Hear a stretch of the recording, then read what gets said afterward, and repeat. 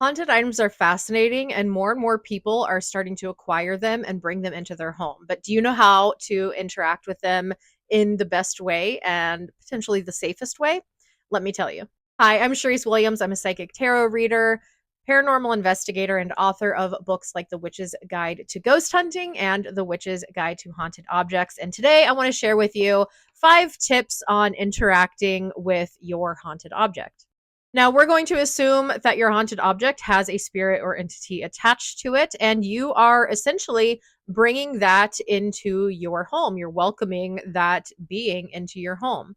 And so you kind of want to treat it like you would if you were inviting a living person to come stay at your home. You would probably be a little inviting, you would try to make them comfortable, make them feel welcome, and kind of give them some time to adjust.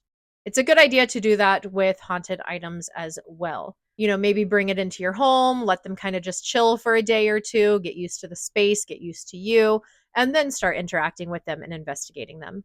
It's also okay and required to set some boundaries.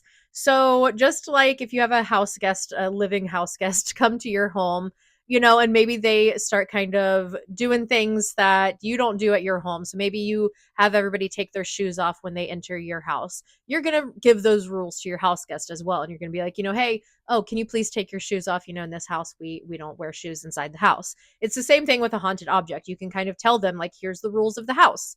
Here's what we allow. Here's what we don't allow. And just like a living house guest, if they kind of overstep some boundaries or behave in ways that you don't appreciate, it's okay to talk to this haunted object and say, hey, it's not okay that you are stomping around the house at 3 a.m. We're trying to get some sleep. So if you could please be quiet at that time, it's much appreciated. Thanks. And just like living people, spirits aren't all one size fits all. Some spirits, react accordingly and they're like, oh, okay, sorry, like, didn't mean to disrupt you. And then they pull back and they chill. Other spirits may get a little sassy and like, oh, you want to tell me what to do? Okay. And they may lash out a little bit. I'm kind of getting ahead of myself there because that kind of circles back to tip number 5, which we'll get into shortly. All right, tip number 2 is about communicating with your haunted item. So you probably brought this item into your life, into your home, because you want to interact with them. You want to communicate with them. And I have found that one of the best ways to communicate with spirits, regardless of the type of spirit that it is, whether it's your traditional ghost, nature spirit, somebody's subconscious, what have you, tarot cards is the way to go. So much so that in my first book, The Witch's Guide to Ghost Hunting, I have a whole section on tarot. I even have a section on tarot specifically for haunted objects in this book, and I am working on a book of tarot for ghosts and spirits. Tarot is amazing. And I have found that spirits really like to communicate utilizing the tarot, and they do it pretty successfully because tarot is really about symbolism and the imagery. And you don't necessarily need to have words to convey what you're trying to convey by utilizing the imagery and the symbolism on the tarot cards. Tip number 3, maybe tarot is not for you and you don't want to use the more esoteric types of communication. That's okay. Utilize your ghost hunting equipment, like your spirit box, your K2 meter, and you're basically just going to investigate or communicate with your haunted object just like you would the spirits at a haunted location. So maybe you sit down and you can ask questions like, what's your name? How old are you? Just kind of keep it more of a casual conversation. Going back to the living house guest scenario, if you have somebody come over to your home, you may not immediately ask them, like, tell me about your deepest, darkest fears. Tell me about a time that you were terrified. I mean, maybe you will. But maybe kind of start with some icebreaker questions with your haunted object. Like, do you like music? What kind of music do you like? Or, would you like me to leave you an offering? Like, do you want a glass of water or something like that, kind of more just getting to know them. And they may just on their own offer up kind of some more deeper information, or once you get to know them a little bit better, you can kind of then ask the deeper questions. Tip number 4. I don't always do this. I'm not always the best at it. But you should keep a log of everything that happens when you bring this haunted object into your home. And this isn't just a log of when you sit down and have a spirit communication session with them or investigate this object. This will be if you have a weird dream one night, make a note of the date and maybe what happened in the dream that you had a weird dream.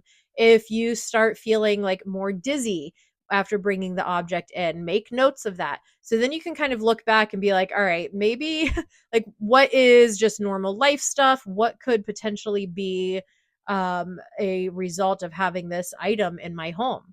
Which kind of leads us into topic 5 or tip 5, and that is know when to remove the item. So sometimes you're able to just kind of, you can just talk to the spirit and be like, hey, I think you just need to move on. Like, I really want to keep this item, but you need to go. There are techniques and ways that you can do that, but it doesn't always work, and you may not want to do that. In some scenarios, like if you watched my last video, especially about my haunted art prints, you need to just get them the hell out of your life. And that is okay. Especially as more and more people are bringing in these haunted items into their lives.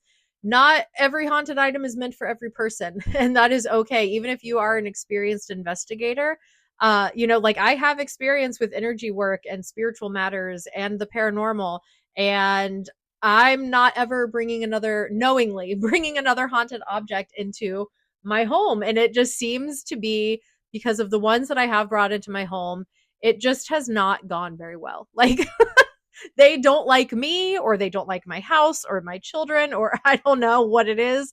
Um but that's okay. But so yeah, it's important admit when, like, okay, maybe it's time to let them go. How do you know that it's time to let the object go? If you have tried to set boundaries and the boundaries are continually being crossed, that may be a sign to get rid of the item. If you do try to do some cleansing and protection and that really isn't working, it may be time to let them go.